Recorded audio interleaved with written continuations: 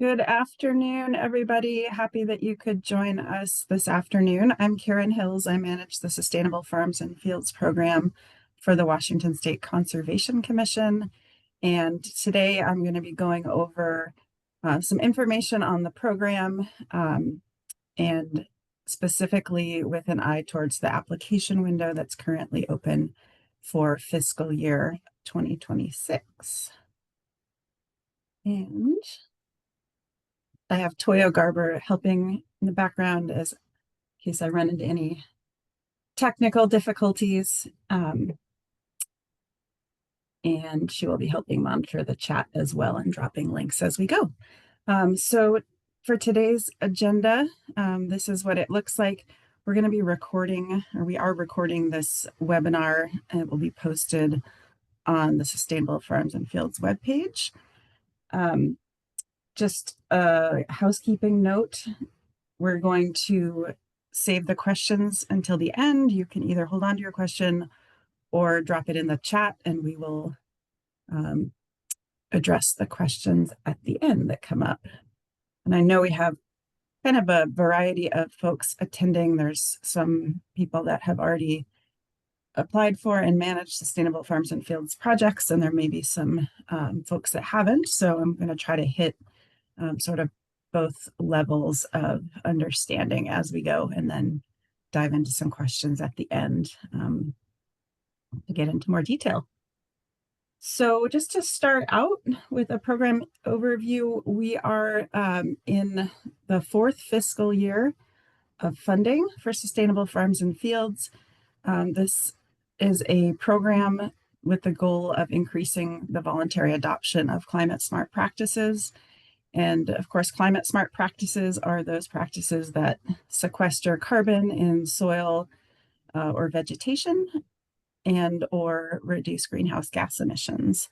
So that's emissions of methane, nitrous oxide. And there's really three land uses that are called out in the statute for Sustainable Farms and Fields, and those are farmland, rangeland, and aquaculture tideland. So all projects that are proposed need to focus on those three types of working lands. And really, the Sustainable Farms and Fields program provides technical and financial assistance to support producers in adopting climate smart management practices. And this occurs not through direct grants and contracts with producers, but through conservation districts and other public entities. So these are the entities that are eligible to apply for Sustainable Farms and Fields funding.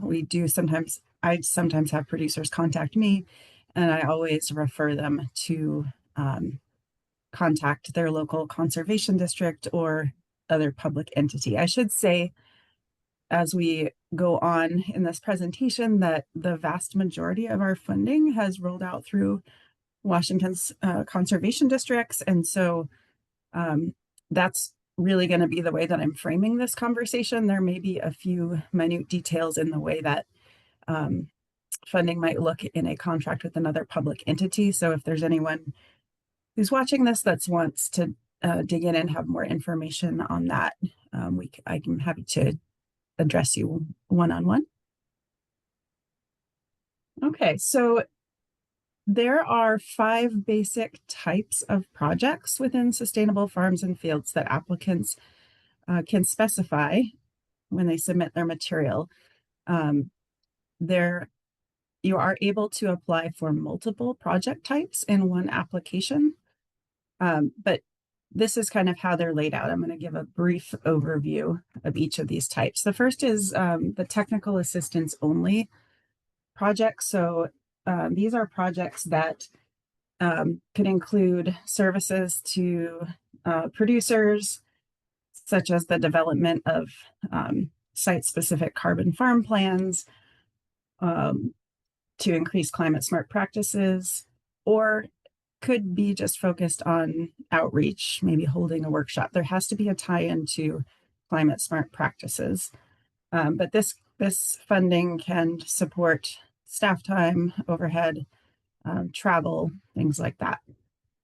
The next type is cost share, which is the more typical way that, or I guess probably the most typical way that commission funding um, flows through conservation districts. So this would be to support a producer in implementing a best management practice that um, is eligible through sustainable farms and fields. And we're going to go over what those eligible practices are a little bit later.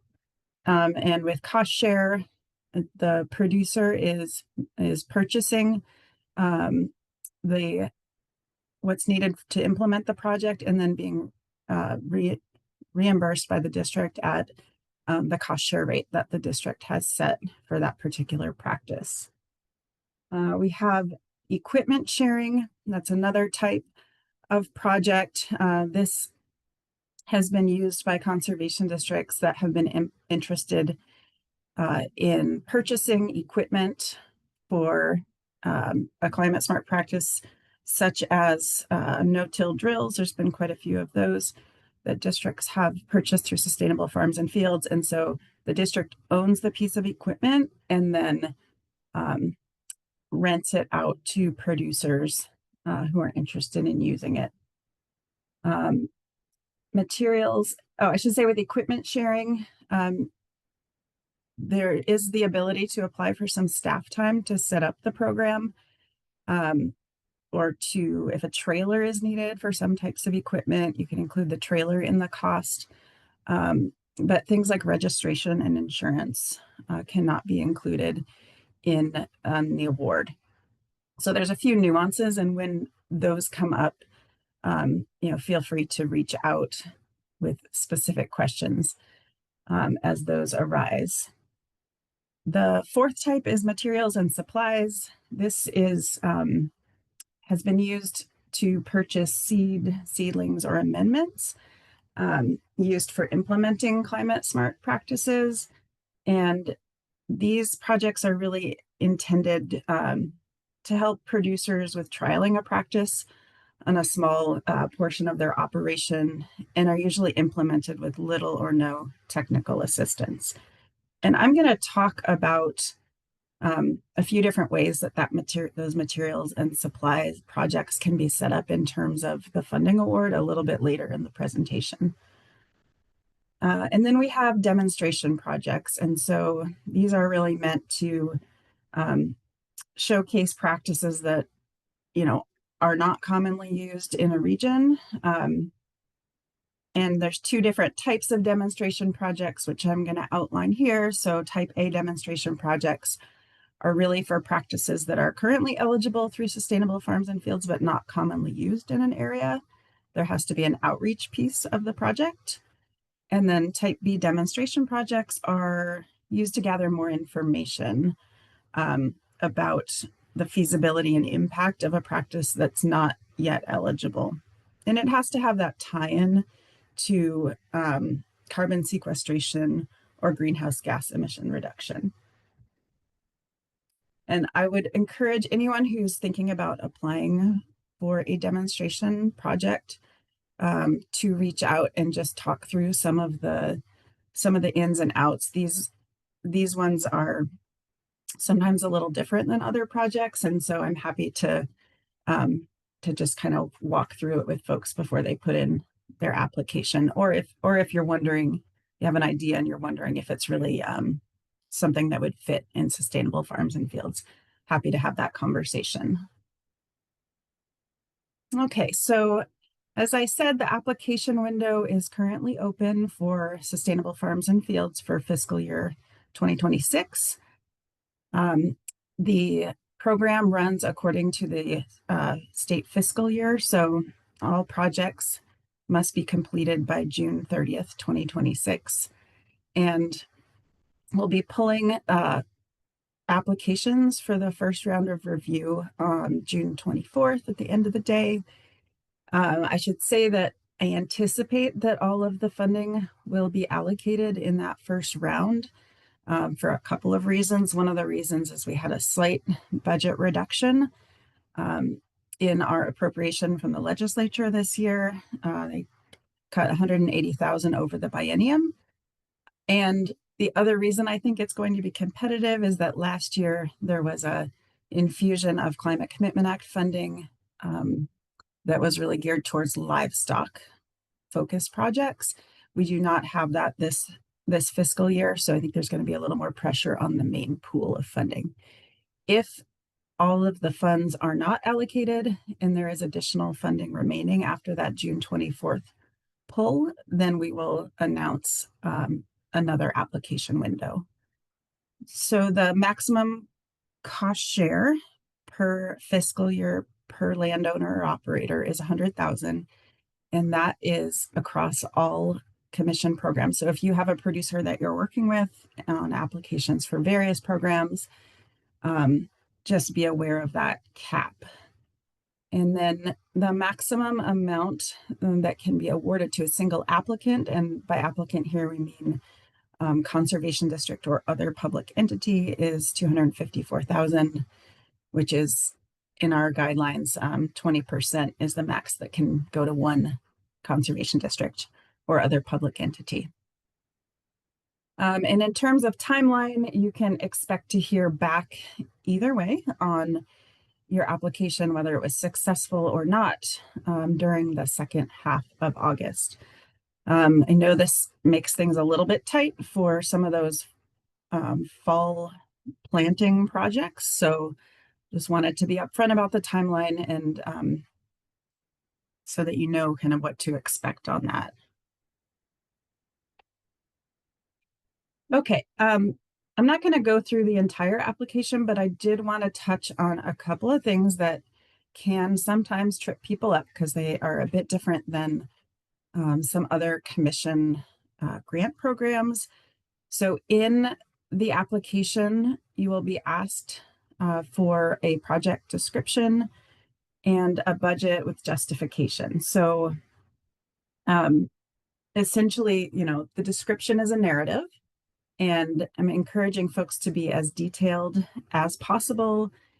And this is the wording is in the application itself, but essentially the prompts are, including an explanation about whether the proposed project is the result of previous technical assistance, provide an anticipated timeline of the project activities, and be just as detailed as possible when you write up that project description. You can include maps, you could include photos. You don't have to, but anything that you can do to show that you've really thought through this project and you have thought about the details of how it's going to play out in the time frame available is helpful. In terms of the budget justification, you'll be asked to attach a detailed budget justification for the requested funds and detail the anticipated costs, including staff time, if that's included, cost share rates, and any additional funding sources that will be used for the project. So in the application itself, there will be links to, or there is links to examples of previous project descriptions and budget justifications that show the level of detail that is desired by our review committee. Okay, so what is new for fiscal year 2026? We just went through a round of program guideline updates. So there's a couple little tweaks that I wanted to let folks know about, especially those of you who have previously submitted applications. Where it's available, we will be asking for landowner name and CPDS ID at the application phase. This will not impact your scoring. This is more of a kind of to smooth the administration of these grants. If it's a project where you don't have particular producers identified at the application phase, that's okay. But where you do, we're asking for that information if they've already been entered in CPDS. We also have some questions about partial funding that have not been in the application previously. So you'll be asked if your project contains multiple components and SCC is unable to fund the entire request, would you be interested in partial funding? And then if yes, to please explain which components are most critical. So if we do move forward with partial funding, we may come back to you for some adjustment of your project description and budget to reflect the partial funding award.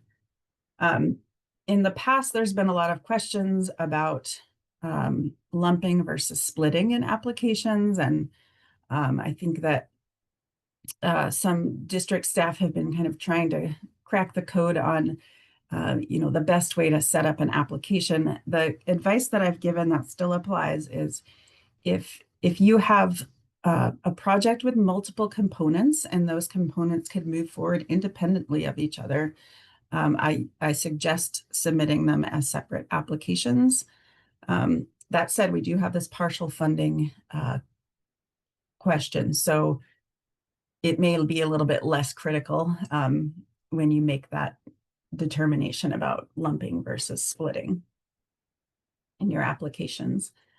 And then there's been some slight updates to the prioritization metrics, which I'm going to talk about in the next slide. Okay, apologies for the small font, but this is all in the updated program guidelines. So as you may know, Sustainable Farms and Fields has a technical advisory and review committee that reviews and prioritizes applications. That review committee is by statute required to have representatives from NRCS, WSU, WSDA, and Department of Fish and Wildlife. And we work on, ranking projects according to this prioritization metric. One thing that's new this year, we made a couple tweaks to it, and probably the most substantive change is a line here that says benefit to multiple landowners and managers. So there'll be some points allocated for that. There is a link to some detail on the prioritization metrics that will be what the application reviewers are looking at as they score projects. And just to make it clear, each application will end up with a percentage score. So I know that the total possible scores at the bottom are different, have different values for different project types. This is going to be converted to a percentage, so don't worry about that part. So the prioritization metrics really work as a starting point for the committee that's reviewing applications.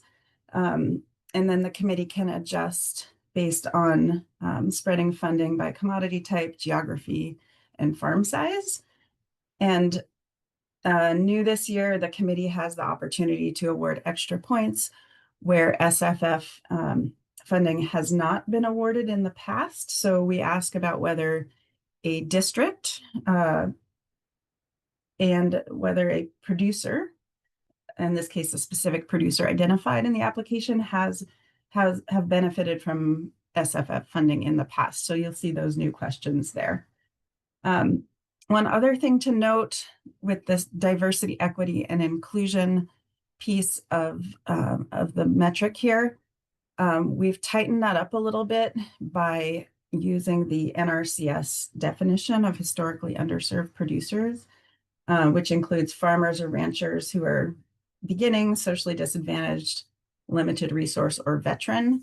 And one thing to note is that this definition does not include a call out for female producers. So that's not going to get you those points if the producer that you're working with is a woman with this historically underserved producer definition of NRCS. Okay, I'm going to move on. Okay, there's a lot on this slide, but I just wanted to point to a couple of other things that are slightly different this year. On the right side, you'll notice we've added some wording. It's the wording in red to specify where certain practices are eligible for SFF. So for example, mulching, that practice was eligible prior, but we just added the wording to align to the NRCS Climate Smart Ag and Forestry list. So mulching is eligible when natural mulch materials are used, for example. So that applies to 3 practices that are shown there. And then on the left, I think Toyo is dropping a link for the tools for estimating greenhouse gas impacts for eligible practices. This was a request that was made just because there's some of the available tools will be usable for some practices, but not all practices. So you can use this both as a list of eligible practices and to figure out the tools that are best used to calculate the greenhouse gas emissions impact of a particular project. If you're new to these tools, feel free to reach out and I'm happy to talk you through them, or perhaps there's another staff person in your office who has familiarity with them.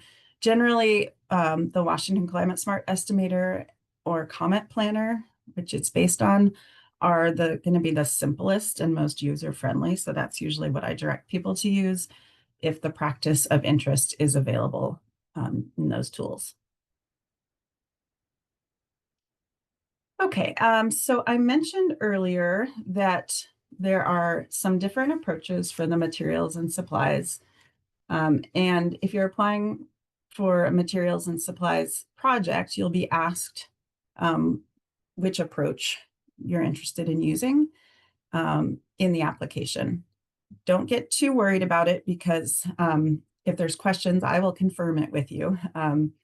It's not going to, disqualify your application if something isn't quite right. If there's questions, I'll check back. But basically, there was a little bit of a mismatch between this materials and supplies category and how funding tends to roll out from the commission through districts. So we did a little clarification and have come up with basically 3 approaches that districts can take in with these funding awards. So the first approach is cost share. So this could be for 1 or more landowners, and the district completes cost share agreements. With the landowner, CPDS entry is made, and the landowner makes the purchase and then is reimbursed by the district at the cost share rate that district has set. Cultural resource complied form is required at before the first voucher is submitted. District implemented project, or DIP.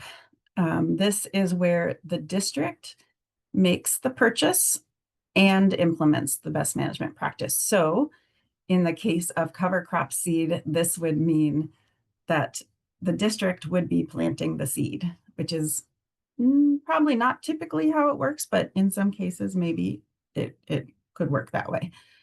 In this case, there would need to be a CPDS entry and a landowner agreement signed, and the cultural resources complied form would need to be submitted before or with the first voucher. And then the third option is the goods and services option. So this is where the district is making a purchase and distributing small amounts for implementing a best management practice at a non-identified location. We're not entering it in CPDS because we don't know exactly where the BMP is being implemented. There's no cultural resources complied form necessary. You may ask, what is a small amount? We're leaving this up to the districts to determine. I think a small amount may look very different in King County than in Grant County, right? So that is something that is up to the districts to decide. Okay, so that's kind of a mouthful, but those are, I just wanted to make sure that I brought your attention to the things that are a little different from previous year's applications. And yeah, I wanted to make sure to leave lots of time for questions. So again, there's my contact information. Feel free to reach out at any point. And I'm going to stop sharing so that I can see the chat. Karen, you've got quite a few questions in the chat here. Would it be helpful for me to read them off, or do you want to look through them? You can read them. That would be Okay, great. I'll just start with the order they came in. So the first one says, can maintenance of the equipment be included in the award? So maintenance of a new piece of equipment, or you mean ongoing maintenance? I guess a little clarification might be helpful from that person. I'll answer and then we'll see if I catch it. If not, then you can, whoever asked that can follow up. So essentially, this grant award is just for the fiscal year. So it's not, you're not going to get funding that is set up on an ongoing basis to support maintenance of a piece of equipment.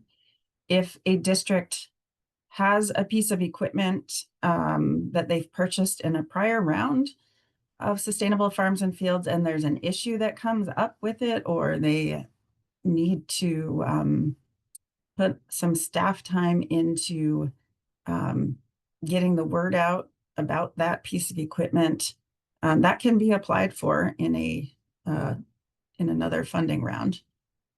I'm hoping that answers it, but if not, we can follow up.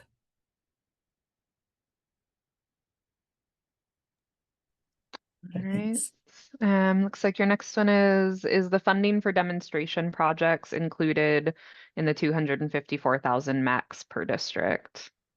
Yes. Yes, that is sort of across all project types. Mm-hmm. Okay, and then is AMM included in this cap? Thank you for mentioning AMM. That was something that I wanted to bring up. So no, so alternative manure management is going to be a separate round of funding, and we're hoping to announce that within the next month or so. We'll announce the application window. So that's alternative manure management. We had a round of alternative manure management funding in the last biennium. We had 2.9 million reappropriated for this biennium. So we will be opening up that application later this summer. Like I say, exact application window dates to be announced. And that, in case you're not familiar with it, is basically funding for projects that reduce greenhouse gas emissions associated with livestock operations where liquid is stored in a manure, or manure is stored in a liquid form. So typically that's dairies. There may be a few others, operations that fit that category. But there is information about it on the Sustainable Farms and Fields Climate Smart Livestock website if you want to see if a particular project that you have in mind is a good fit for that. We are asking that if you are working with a dairy on a manure management project that would qualify for that you hold that project and apply for that in the alternative manure management round. If we get some applications for those, I'll probably just need to have them reapply. So you can save yourself the effort on the front end, just because that alternative manure management funding pool is much larger than Sustainable Farms and Fields. And so we're going to try to direct those projects to that funding. Okay, this next one says there was a list of SFF eligible practices for fiscal year 26 funding, and it's a bit different than the NRCS Climate Smart Ag and Forestry list since it also includes SCC practices. Do you know where I can find this list? It sounds like they weren't able to find it in the guidelines. So the list of eligible practices, I might have to follow up with that particular person. But essentially it's the same list as is in that the tools to estimate greenhouse gas emissions. We just basically created that tools document using the list of eligible practices for fiscal year 26. And I should say, in terms of the NRCS climate smart ag and forestry practices, those were used, that was used as a starting point, but it's not a one-to-one. Like we didn't, I worked with the application review committee to talk through eligible practices for this fiscal year. And so some of those practices may be on the NRCS list, but did not make it onto the Sustainable Farms and Fields list. So use the Sustainable Farms and Fields list. All right, the next one, some language that says no more than 20% of total annual SFF funds may be awarded to any single grant applicant. Not that I foresee any one district applying for that much, but do you know what the dollar amount of that 20% figure is? Yeah, that is where the, oops, let me just go through my slides and make sure I don't fudge the number. 254,000.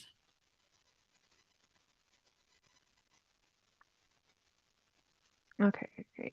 Next one is for dip cover crop, could the district buy seed and seeding services from an agronomy store, et cetera, as the implementation?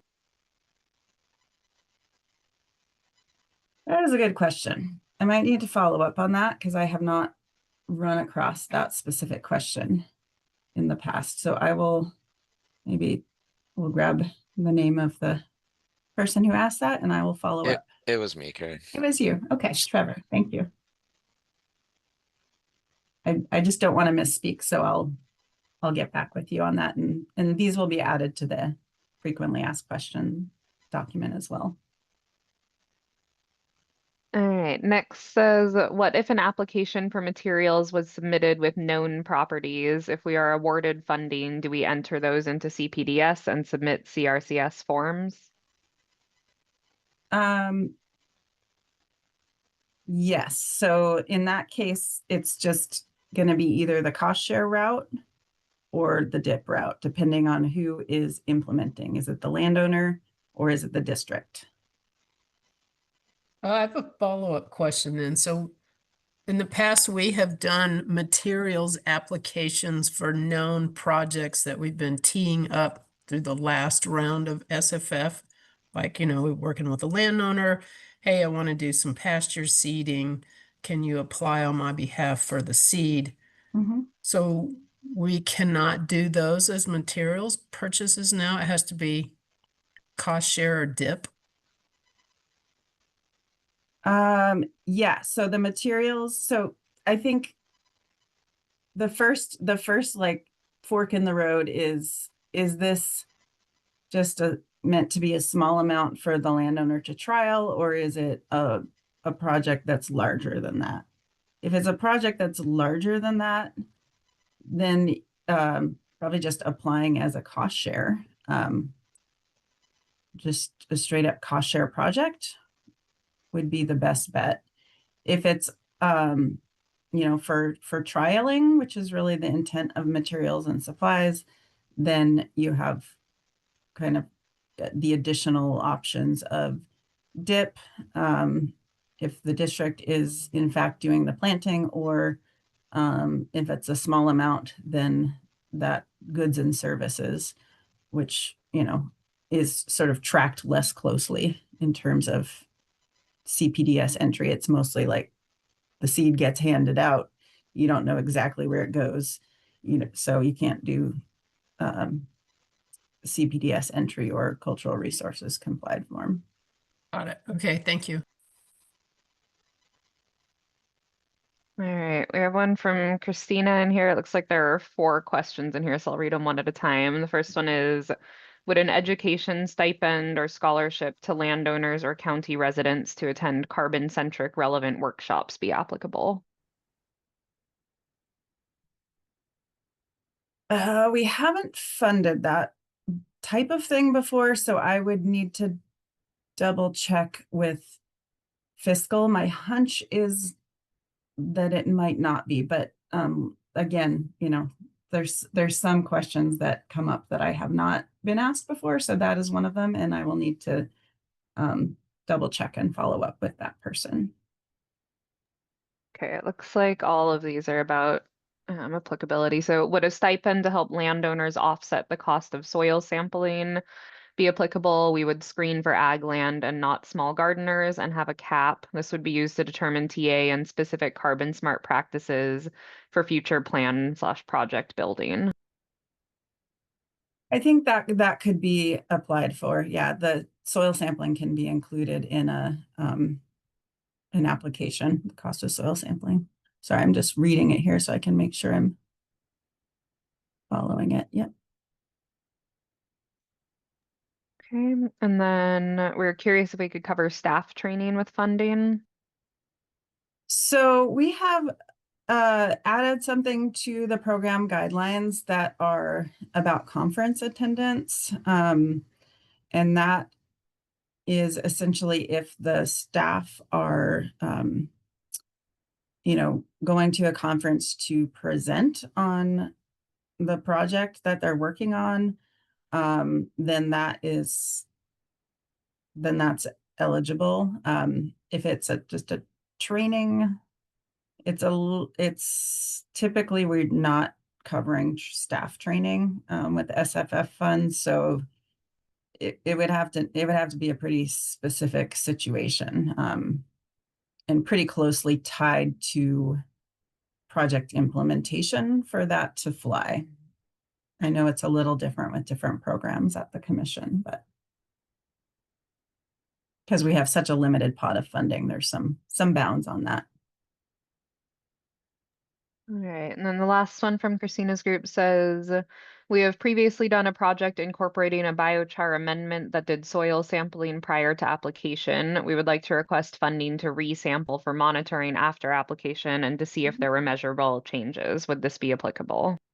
Yes, that's an easy one. Yeah, so as far as soil sampling goes, it's not required in sustainable farms and fields, but if an applicant would like to do soil sampling, kind of before and after soil sampling on a project, that is something they can include in their budget. That one, it sounds like, is a project that was funded previously. And yeah, I think applying for funding to resample would be just fine.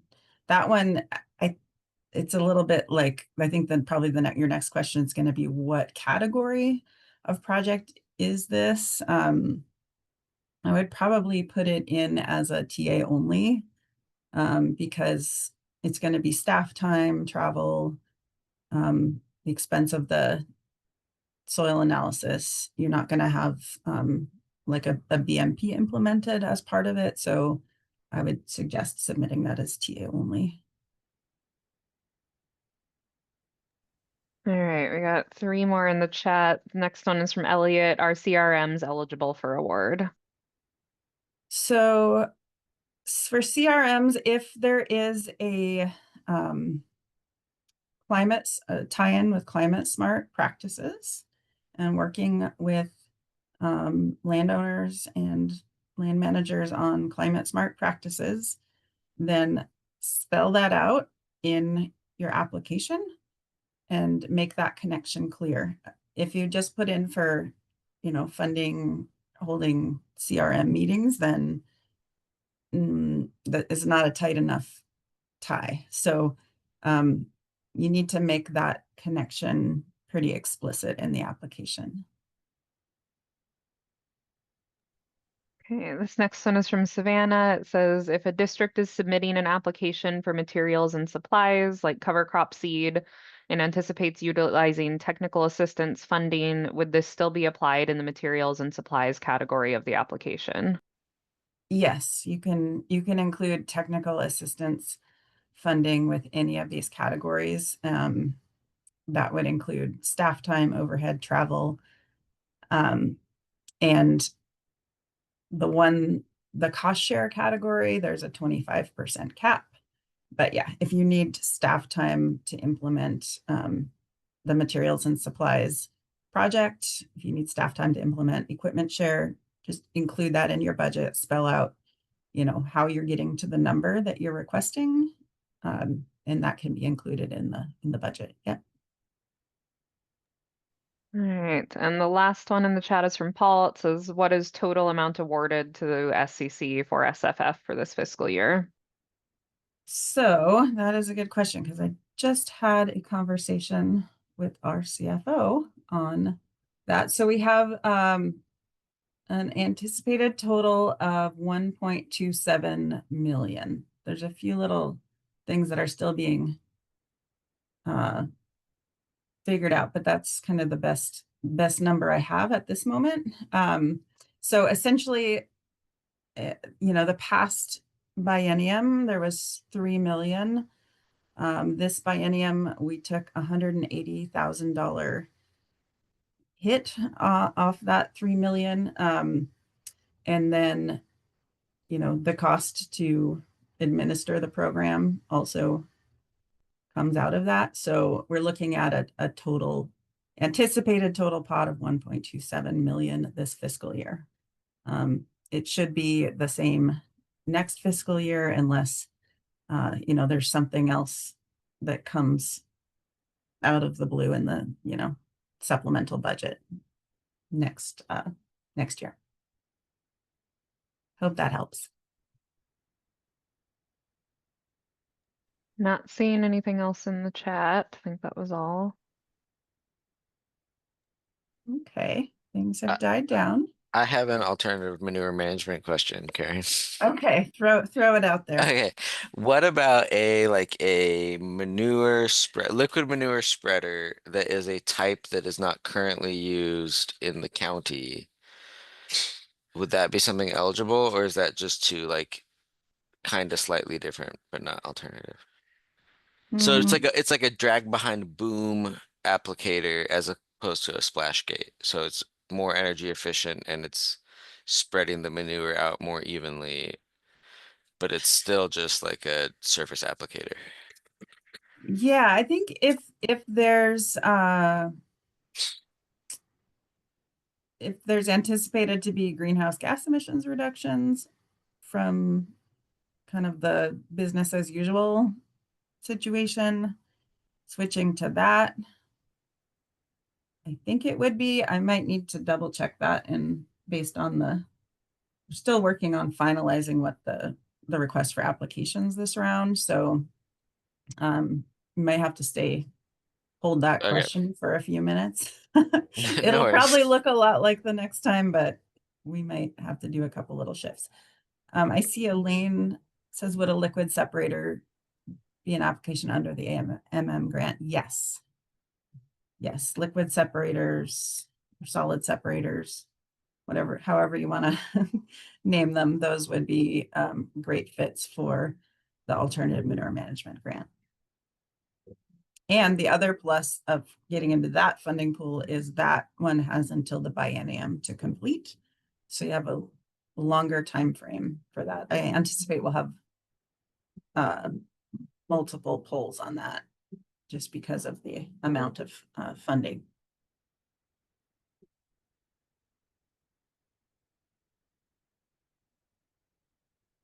Okay, anything else that's burning in people's minds at the moment? I know I have a couple of follow-ups to do.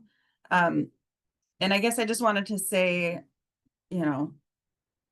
I don't worry too much about the specifics of can I include this? Can I include that? Like, your application will not get thrown out if you put something in your budget that is not eligible. We will sort through those questions and let you know. If it's moving forward for funding, if there's one piece that's not eligible, we will just let you know that we need to take that out.